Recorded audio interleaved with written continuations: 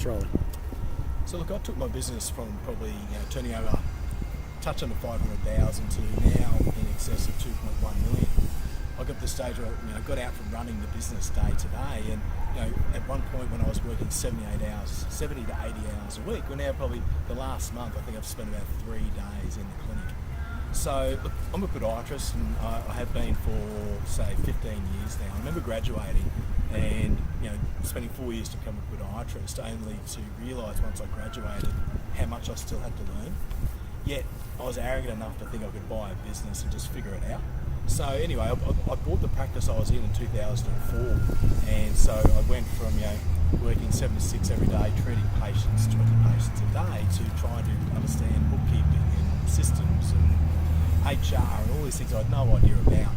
And what I realised was I did appreciate how lucky I was when I actually just had a job, because I got paid a wage, someone paid my super, I could have holidays, and you didn't have anything to worry about. But once I owned a business, all the autonomy and freedom and more money that I thought I was going to achieve just wasn't there.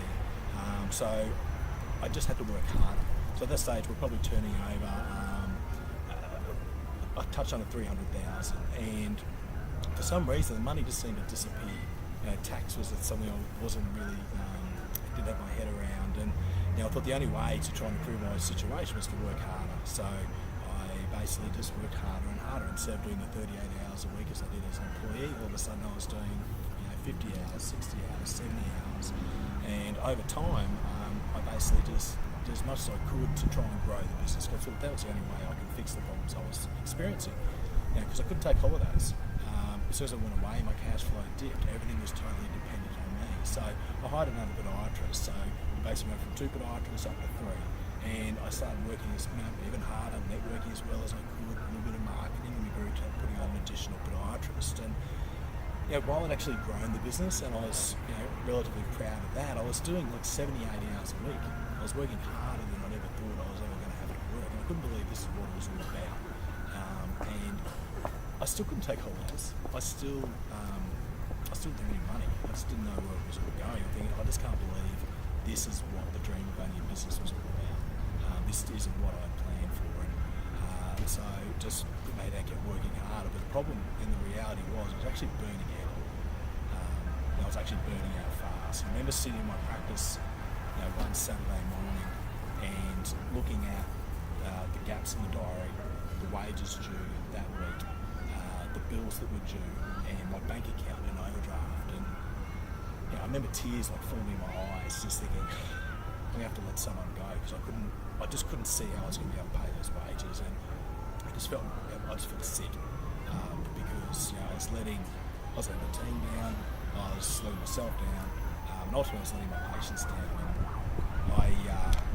And I was in a pretty dark place. I'm not sure if I had depression, but I reckon I must have been pretty close. And Jack Daniels, red wine, Benson Hedges became good friends of mine to try and, I think it was a coping mechanism or whatever it was, but it got to the stage where I just wanted to walk away. I just felt like I didn't have any more to give. I was working myself into the ground. I thought I was showing up and doing the best I could, but obviously I wasn't. And I just wanted to walk away, but I couldn't, because I had too many people dependent on me. So then I thought, well, look, I'm just going to have to sell. I'm just going to have to leave and go do something else, because I'm just not cut out to do this. And I couldn't sell it. It was too heavily dependent on me. Even though I had 3 podiatrists working for me at this stage, it was still all about me. And I didn't have any systems, I didn't have any structure, and I was like this house of cards just waiting to implode. So, I was pretty helpless, really, and I was kind of at this point where I did know I needed help, and I was probably looking around for help. But I wanted someone who I thought could actually, I didn't want a cookie cutter approach. I wanted someone who could understand me, understand my business, understand my industry. And I sat down with a friend one day and I was explaining to him where I was at, and I kind of let my guard down a little bit, and I actually told him where I was really at, which I didn't tend to do that often. And he got this big grin on his face. I've got tears kind of forming in my eyes, and I'm thinking, what are you smiling at? And he said, I know someone who can help you. And I went, are you serious? He goes, yeah. He said, look, I'm working with a guy, I reckon he can help you. And that was Greg Gunther. And look, I just remember, even just in that instant, kind of feeling this moment of levity and kind of hope that I hadn't had for quite a long time. So I remember scheduling the meeting with Greg, and I remember I was nervous. I was also probably a little bit embarrassed to actually share where I was actually at, but I was actually excited about the prospect of actually being able to turn my business around. And instantly, I was what I was hoping to get is what I got when I met Greg. He listened and he seemed to understand. He asked the right questions, and straight away I felt very, very comfortable. And I remember talking a lot and thinking, I really hope this guy can help me. And I remember saying, look, do you think you can help me? And he said, yeah, I'm sure I can. And so, I basically went away and thought about the investment that I was going to make in working with Greg. And at that stage, the reality was I wasn't overwhelmed. And whether it was whatever the number was, it was always going to be something I was going to struggle with. And Greg, thank goodness, actually followed me up a couple of weeks later to see where I was at. And basically, I think I needed that reassurance that what we do would actually work.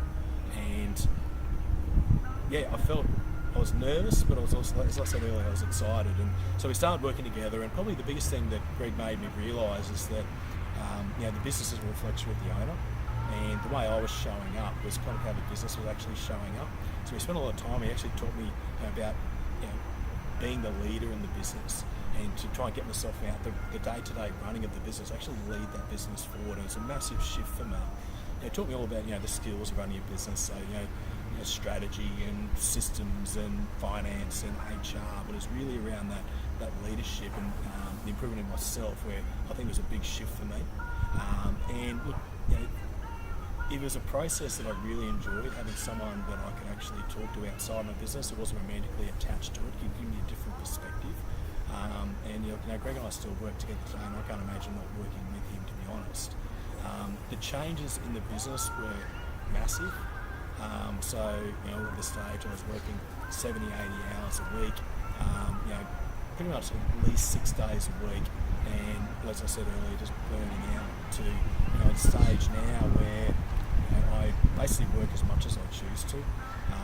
As I mentioned, I was in the clinic 3 days in the last month, and it's no longer dependent on me. I kind of on that choice. I do what I want to do when I want to do it, and the business is just going exceptionally well. We've gone to the stage where we are returning over, as I said, 2.1. Net profits around that 25%, which is what I'd always hope to try and get the business to. It's systemised and structured, and it's something that I'm really proud to own, and I can't imagine I was ever going to try and get rid of it, because it's something I actually now love. Absolutely love my business. I love my team, and a few years ago that would not have been the case. When I bought the business, I bought it for $70,000, which was less than 1 times its EBIT, and I've recently had an offer for 5 times, which I've actually rejected. So it just shows the shift that we've made in not just the money and the life that I've got out of the business, but also the value of the asset that we've created. And that's something that I was always really mindful of, because you see so often that people create these glorified jobs, they've got nothing to sell. So the impact of all this has been amazing. I'm just a very happy person nowadays.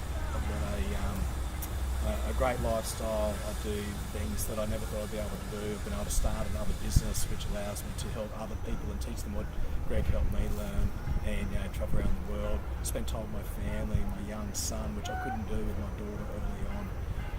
Can take holidays, and the bank balance and the cash flow doesn't change if I'm not there. So it has been profound. And look, can I to be honest, Greg's actually become one of my closest mates, and if I'd met Greg and worked with Greg and taken probably the biggest step to actually work with him, I'm not sure what it would have ended up, but I certainly wouldn't be talking today. So I probably can't recommend Greg highly enough.